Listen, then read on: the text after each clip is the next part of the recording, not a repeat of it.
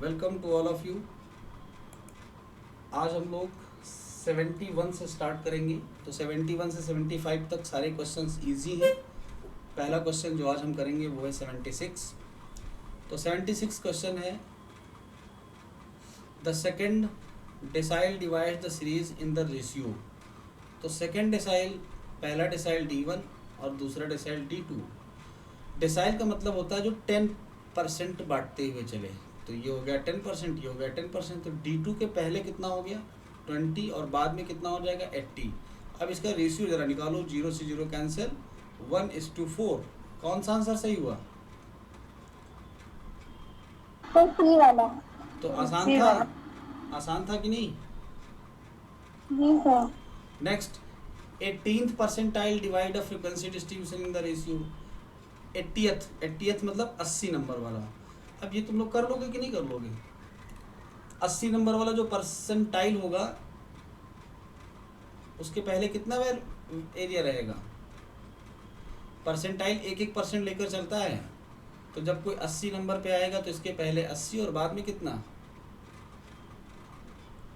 तो सर 80 वाला डिवाइड कर रहा है। हाँ, 80 मतलब 80% इधर आ गया तो बचा कितना?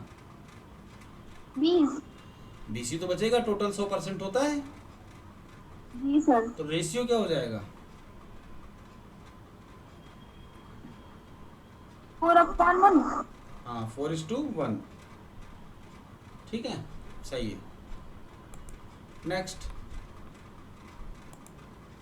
The first quartile divide a frequency distribution in the ratio. अब तुम लोग कर लोगे कि नहीं फर्स्ट क्वार्टाइल? Yes sir, 1/3। एक 1 मिल जाएगा। 1/3। सर नहीं 1। ठीक तो बताया, 1/3। 25-75 होगा, 1/3 हो जाएगा। सही है बेटा, 1/3 सही है आपका।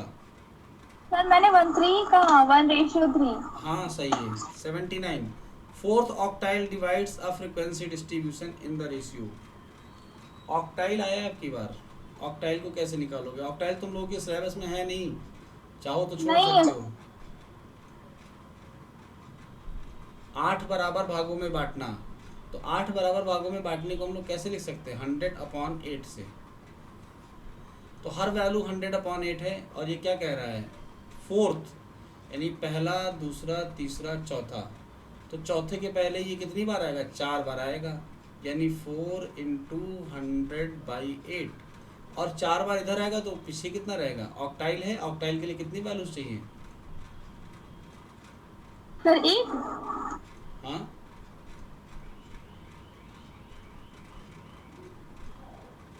8 चाहिए। ऑक्टाइल है ना, ऑक्टाइल के लिए 7 वैल्यूज चाहिए।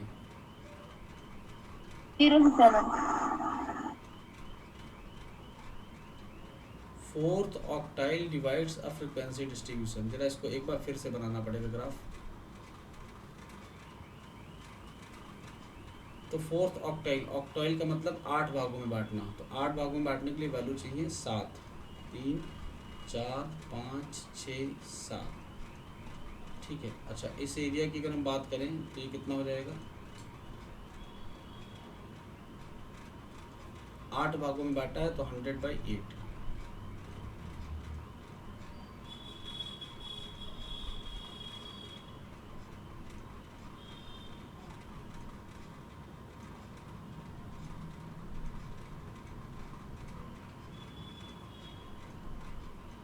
एक, दो, तीन, चार, 5, 6, 7 और ये 8वां हिस्सा।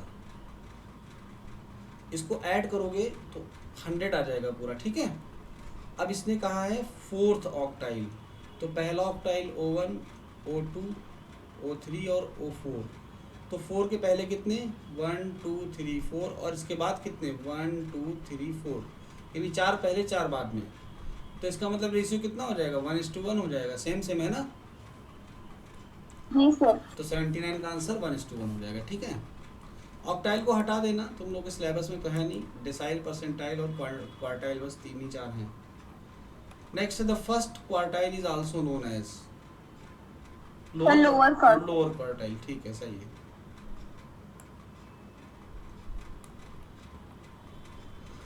कुछ के आंसर तो तुम लोगों को आंसर देख के याद करने हैं, जैसे कुछ चीज़ें जो अब तक नहीं पढ़ी हैं उनको आंसर देख कर याद कर लो। 81 द थर्ड क्वार्टाइल। अब तुम लोग बताओ बताना कहाँ से शुरू करें, कितने लगाए थे बेटा? जो नहीं आए हो उनके नंबर बताओ मुझे। 89 नंबर। हाँ वेरी गुड। ये सारे क्या करें हम करके, तुम लोग देखना गलती जब मतलब ना समझ में आए तो मुझे बताना, हम 89 पे आते हैं सीधे। 89 give the following less than type frequency distribution of income per month. Income rupees less than type है और नंबर ऑफ पर्सन्स ये है। The median class of income is, ये मीडियन क्लास पूछ रहा है।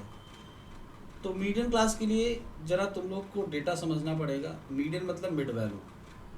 मिड वैल्यू कहाँ से मिलेगी हमको, इसके लिए सबसे पहले ये देखना पड़ेगा। जैसे यहाँ पर जो डेटा दिया वो क्या दिया है, नंबर ऑफ पर्सन 12 हैं जिनकी इनकम 250 से कम है, 32 लोग ऐसे हैं जिनकी इनकम 500 से कम है, और ये कुमुलेटिव फ्रिक्वेंसी है। तो हमारी मीडियन क्लास कहाँ पे एग्जिस्ट करेगी? मीडियन क्लास के लिए हम करेंगे क्या,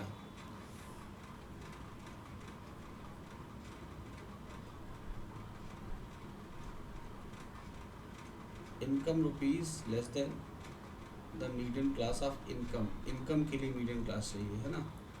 तो टोटल इनकम जो आई है वो 1500 आई है। अगर हम 1500 को किससे 2 से डिवाइड करें तो कितना हो जाएगा, 750। तो जिस क्लास में 750 जाएगा वो वाली क्लास मीडियन हो जाएगी। तो कौन सी क्लास मीडियन बन रही बताओ?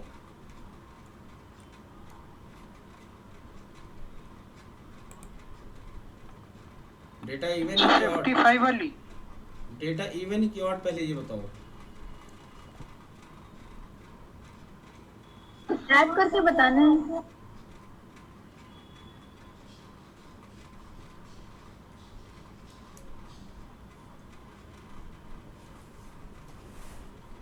Income less than 1500, income less than 1250, 100।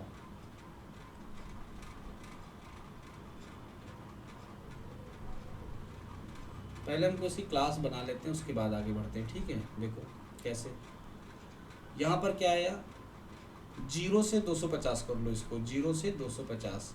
कितने लोग हैं, 12 लोग हैं। लेस देन का मतलब 250 से कम, ठीक है ओके। आगे आते हैं, अगला वाला अगर हम 250 से 500 करें तो इसकी फ्रिक्वेंसी निकल आएगी। फ्रिक्वेंसी कैसे निकलेगी, सब माइनस करके 20 आएगी। माइनस करके, तो 12 32 यहाँ पर 20 आ जाएगी। तो ये फ्रिक्वेंसी एफ है, यानी कुमुलेटिव फ्रिक्वेंसी हमारी ये एक्चुअल में है। ये हमारे क्लास इंटरवल्स थे जिसको लेस देन टाइप में लिख दिया गया है। अब अगर ये हमारे कुमुलेटिव फ्रिक्वेंसीज हैं तो 100n/2 50 हो जाएगा, यानी 50वें नंबर का ऑब्जर्वेशन जहाँ जा रहा है तो 32 के बाद 55 तक के ऑब्जर्वेशन यहाँ हैं, यानी ये क्लास बन रही है 750। तो 750 स्टार्ट कहाँ से होगी, 500 से। तो लास्ट ऑप्शन डी इसका है, ठीक है। बहुत ही टेक्निकल क्वेश्चन है ये, तुम लोगों के लायक नहीं है, मतलब तुम लोगों के एग्जाम में आने के लायक नहीं है। तो तुम लोग चाहो तो इस क्वेश्चन को क्रॉस लगा लो, ठीक है गरिमा। Okay sir.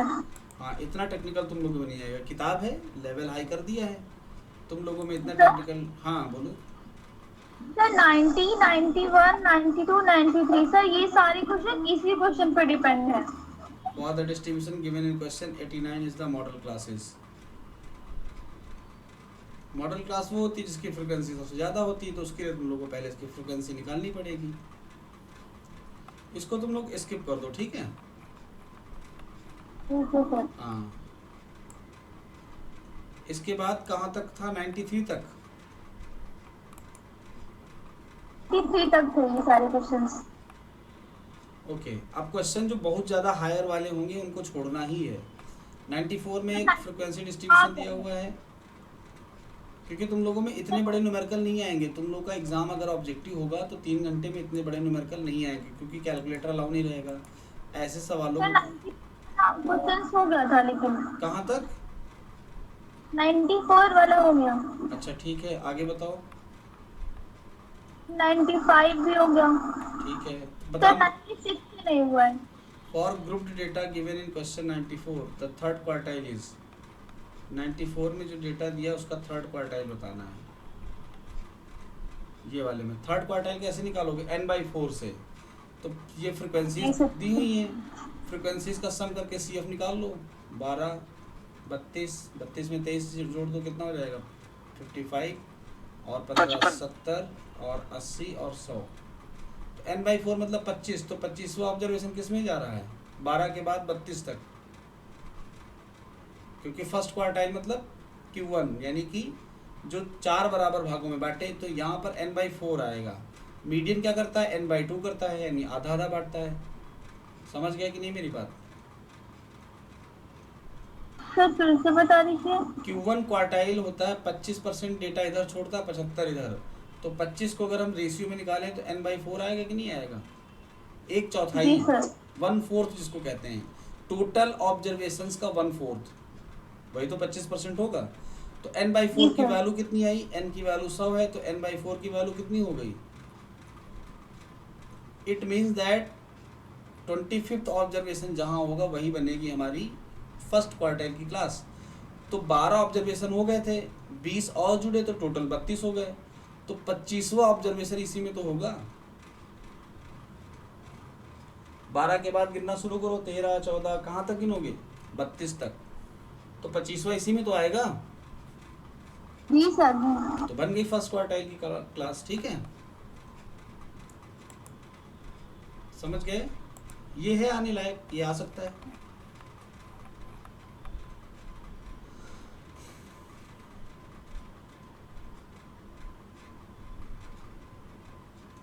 The third quartile is, तुम लोगों ने 96 पूछा था मेरे से, जी सर 96। Third quartile. ठीक है, 96 का थर्ड क्वार्टाइल यानी कैलकुलेशन करके बताना है। तो थर्ड क्वार्टाइल की कैलकुलेशन करके हम बताते हैं तुम लोग को। देखो कैसे करेंगे कैलकुलेशन। फार्मूला क्या होता है, पहले तो आपको फार्मूला याद रखना है।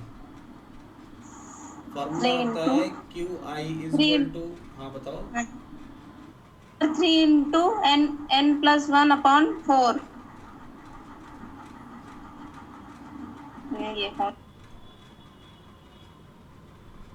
ये फार्मूला अप्लाई करना है। तो पहले तो थर्ड क्वार्टाइल की क्लास निकालो। तो थर्ड क्वार्टाइल के लिए क्या करोगे, 3n/4, अभी अभी ऐड किया था, 100 आया था, तो 100/4 यानी आएगा 75। तो जहाँ पे 75 ऑब्जर्वेशन जाएगा वो थर्ड क्वार्टाइल बनेगी। तो जरा चेक करो 75 ऑब्जर्वेशन, 12, 32, 55, 70 और 80। तो 75 ऑब्जर्वेशन किस में गया, 1000। अब इसमें 1000 तुम्हारी लोअर लिमिट हो गई। 3n/4 की वैल्यू 75 हो गई। कुमुलेटिव फ्रिक्वेंसी प्रीवियस क्लास की लेंगे यानी 70, फ्रिक्वेंसी उसी क्लास की लेंगे यानी कि 10, और क्लास विड्थ है 250। अब इसको सॉल्व कर लो, आंसर आ जाएगा। तो 75 में से 70 जाएंगे तो कितना बचेगा, 5/10 यानी 2, यानी 125 यानी 1125। तो इसको सॉल्व करोगे 1125 आंसर आ जाएगा। ये है Q3 की वैल्यू यानी थर्ड क्वार्टाइल। स्क्रीनशॉट ले लो इसका, देखिए 1125 ऑप्शन में है कि नहीं, बी ऑप्शन हो गया इसका। ठीक है, अब अगर इसी क्वेश्चन पे कह रहा है 6 decyl of the continuous frequency distribution given in question 94 is, क्या 94 में 6 डेसाइल निकाल सकते हो। हाँ बेटा बोलो। सर जो आपने 75 निकाला फिर उसमें फ्रीक्वेंसी में ढूंढा था। हाँ सर 75 मतलब ऐसे ही निकालते, वो n नहीं ढूंढते हैं बेटा, बस n नहीं डायरेक्ट। होता है, वो n ही होता है। 75 होता है 3n/4 की वैल्यू। तो सर सिर्फ 3n/4 क्यों, सिर्फ n की वैल्यू ढूंढते हैं। देखो हमारे 3 क्वार्टाइल होते हैं, Q1, Q2 और Q3। क्वार्टाइल मतलब फोर्थ पार्ट, तो हम n को फोर्थ से डिवाइड करते हैं तीनों में। ठीक है, लेकिन जब फर्स्ट क्वार्टाइल आता है तो यहाँ 1 से मल्टीप्लाई करते हैं, सेकंड क्वार्टाइल आता है तो 2 से, और थर्ड क्वार्टाइल आता है तो 3 से। तो थर्ड क्वार्टाइल के लिए हम ये सर्च करते हैं। ठीक है, ओके सर। अभी तुम डेसाइल वाले पे इसको समझो। डेसाइल में D1, D2, D3, D4 कहाँ तक, D9 तक। अब डेसाइल में n को किससे डिवाइड करते हैं, 10 से। n से। लेकिन फर्स्ट क्वार्टाइल आएगा तो 1 से मल्टीप्लाई होगा, सेकंड क्वार्टाइल आएगा 2 से। तो अगर 8वां क्वार्टाइल आएगा तो हम क्या करेंगे, n/10 को किससे मल्टीप्लाई करेंगे, 8 से, यानी ये वैल्यू देखेंगे। अब नेक्स्ट क्वेश्चन जो था वो इसी पर बेस्ड है, जरा देखो नेक्स्ट क्वेश्चन। 96 के बाद 97 में करा 6 decyl of the continuous frequency distribution given in question 94, यानी 6 डेसाइल आपको बताना है। तो 6 डेसाइल के लिए आप कौन सी वैल्यू चेक करोगे, बताओ मुझे। सर 6 के लिए 6 सॉरी 6 के लिए हम लोग चेक करेंगे 6n/10। n की वैल्यू कितनी है हमारे पास, सर 100 100। तो 100 यहाँ पुट करिए, कितना हो जाएगा 60, यानी जहाँ पे 60 वैल्यू होगी वो 6 डेसाइल की क्लास बन जाएगी। अब जरा 60 वैल्यू कहाँ है देखते हैं। तो 12, 32, 55 और 70। तो 55 तक की वैल्यूज यहाँ हुई थी, तो 60वीं वैल्यू किधर जाएगी, 70 तक की वैल्यू यहाँ जा रही है। जी सर। तो ये बन गई 6 डेसाइल की क्लास। अब फार्मूला क्या होता है डेसाइल का, DI = L + n/10 × I का मतलब जो भी हम निकालना चाह रहे हैं। यहाँ पे आता CF, यहाँ पे आता F, यहाँ पे आता H। तो I की वैल्यू 6 है तो इधर हो गया D6, L 750 हो गया, और ये कितना आ गया, I की वैल्यू 6 पुट कर दो और n की वैल्यू 100, तो ये आ गया 60। CF कितनी हो जाएगी, प्रीवियस वाली CF ले लो 55, ये प्रीवियस वाली CF हो गई। और नीचे फ्रीक्वेंसी सेम क्लास की होती, फ्रीक्वेंसी कितनी है 15, और H की वैल्यू कितनी है 250। ये निकल गया 6 डेसाइल। समझ गए कि नहीं? जी सर। चलो ठीक है, आगे बढ़ते हैं। इसी तरीके से कोई भी फार्मूला हो सारे ऐसे ही बन जाएंगे। तुम लोग को ये सब मैंने कराया है, तुम लोग लेक्चर रिवाइज करो, ठीक है।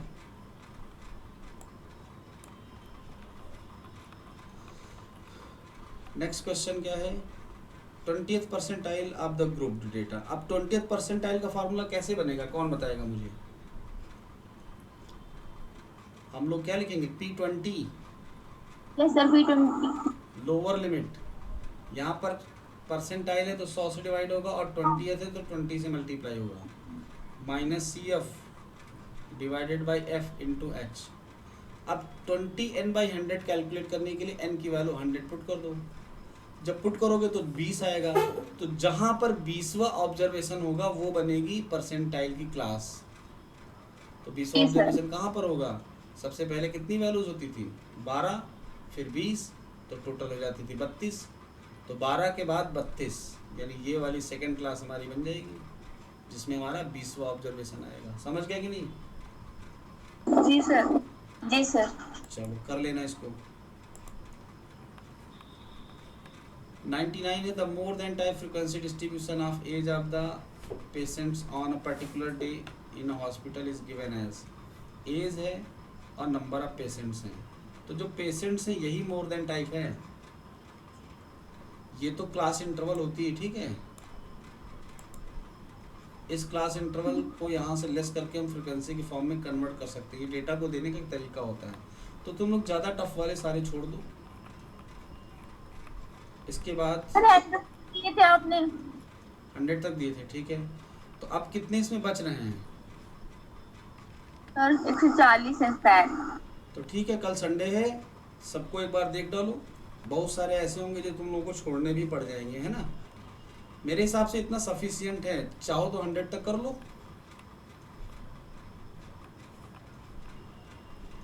134, 140 बच्चे वैसे कुछ ही हैं, तो सारे देख डालो तो ज़्यादा ही अच्छा है। तो चलो आज हम लोग नेक्स्ट फाइल अपलोड कर देंगे। तुम लोग 140 तक का होमवर्क है, करो, और मोस्ट प्रॉब्ली कल हम क्लास आपकी लेंगे, ठीक है। चलो कुछ क्वेश्चंस का डिस्कस अभी हम और कर लेते हैं। जैसे हम 140 नंबर की क्वेश्चन को जरा देखते हैं। कह रहा है the second quartile of the following set of data. अब सेकेंड क्वार्टाइल को कैलकुलेट करने का एक फार्मूला तुम लोगों ने पढ़ा था, डिस्क्रीट वाला, किसी को याद है? n+1/4। हाँ वेरी गुड, लेकिन यहाँ पर सेकेंड है, n+1/4 फर्स्ट के लिए होता था, सेकेंड के लिए इसको 2 से मल्टीप्लाई करना पड़ेगा। और n अगर इवन है तो n/4 डायरेक्ट, और अगर ऑड है तो n+1 होता है। तो जो Yes, sir. मैंने फार्मूला लिखवा है उसको अप्लाई करो यहाँ पर, और जरा इसको चेक करके बताओ आंसर क्या होगा, ठीक है। Okay sir. चलो नेक्स्ट, इसके बाद हम 139 देख लेते हैं। If the two values of x, arithmetic में ये अच्छे से, सिंपल है। ये तो बहुत सिंपल है, तो तुम लोग देख डालो, ट्रिम्ड मीन वाले छोड़ देना, तुम लोगों का है नहीं, ठीक है। Okay sir. ये फॉर्मूला है 137 वाला, इसको याद कर लेना। इसमें होता क्या है, टोटल से हम उसको हटाते हैं और फिर नया वाला लाते हैं। तो टोटल कैसे आता है हम बताते हैं आपको। यहाँ पर देखो क्या दिया था, average of an observation is m, यानी m हो गया एवरेज, तो टोटल के लिए m को n से मल्टीप्लाई करेंगे, तो देखो यहाँ n को m से मल्टीप्लाई कर दिया। अब क्या करते हैं, पुराना वाला हटाते हैं, तो ये कह रहा है x1 is replaced by x dash, यानी x1 को हटाओ x डैश को लाओ, तो देखो x1 को घटा दिया x डैश को लाए, और टोटल ऑब्जर्वेशन अभी भी उतने ही रहेंगे, तो नए मीन के लिए n से डिवाइड कर देंगे। तो ये फार्मूला तुम लोगों के लिए मोस्ट इंपॉर्टेंट है, एग्जाम में आ सकता है, समझ गए कि नहीं। जी सर। बहुत ही आसान है, कठिन बिल्कुल नहीं है, तो इसमें कंफ्यूज भी नहीं होना तुम लोग, ठीक है। इसको कर तो देख डालो 140 तक, कोई भी क्वेश्चन कहीं से भी आ सकता है। In a frequency distribution with open end class one can not find out. Open end में क्या नहीं निकाल सकते, मीन नहीं निकाल सकते, सिंपल। तो ये तो क्वेश्चन रिपीट हुआ है। रिपीट हुआ है। Weighted mean gives a higher value than unweighted mean. ये कह रहा वेटेड मीन कब हायर वैल्यू देगा, जब अनवेटेड मीन से हम इसकी तुलना करेंगे। अनवेटेड का मतलब होता है सबकी वेट को 1 कर देना। सारी इक्वल होंगी तब। नहीं बेटा, पहले क्वेश्चन को समझो। ये कह रहा weighted mean give higher values. Weighted mean higher value कब देगा, हमारे पास ये x है, ये इसका वेट है, x की वैल्यू है 2, 3, 4। अगर हम सबका वेट 1 कर दें तो इसका मतलब हो गया अनवेटेड, यानी हमने वेट दिया ही नहीं किसी को। लेकिन अगर हम 2 का वेट 5 कर दें, 3 का वेट 10 कर दें और 4 का वेट 5 कर दें, तो इस वेटेड मीन की वैल्यू हायर कब आएगी, जब x में से जो भी सबसे बड़ा हो उसकी वेट हाई हो, तभी मैक्सिमम हो जाएगा। तो पहला ऑप्शन क्या है, all the items have equal weights. Equal weight होने पर हायर वैल्यू तो नहीं देगा, बराबर वैल्यू देगा। वेटेड और अनवेटेड बराबर हो जाएंगे अगर सबका वेट इक्वल हो गया। बी है larger items have higher weights. ये देखो ये सही है, जो बड़े आइटम है उनका वेट हाई कर दो, and small items have lower weight. लेकिन ये बात गलत है कि स्मॉल का कम क्यों करें हम। सी पे आओ, larger items have lower weight, ये तो हो ही नहीं सकता। बी है नन ऑफ द अबव, तो इसका मोस्ट अप्रोप्रिएट आंसर बी है। 135 का जरा चेक करो बी है कि नहीं। जो बड़े आइटम हो उनका वेट बढ़ा दो तो वेटेड का मीन अपने आप बढ़ जाएगा। तो 135 का बी चेक करते हैं हम लोग आंसर।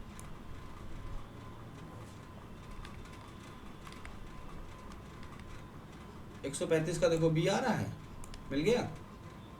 जी तो सर। थोड़ा सा सोच समझ के आंसर करो, सारे आंसर आएंगे, ठीक है।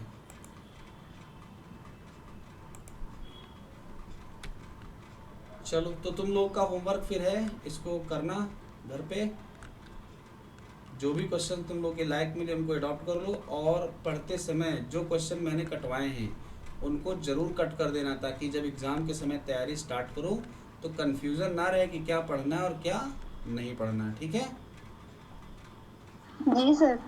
चलो तो क्लास वाइंड अप करेंगे, और कल तुम लोग इसको पूरा कर लो। कल क्लास लेके हम इसको ख़त्म करवाएंगे, और मंडे को हम मेजर ऑफ डिस्पर्सन के क्वेश्चन स्टार्ट करेंगे, ठीक है।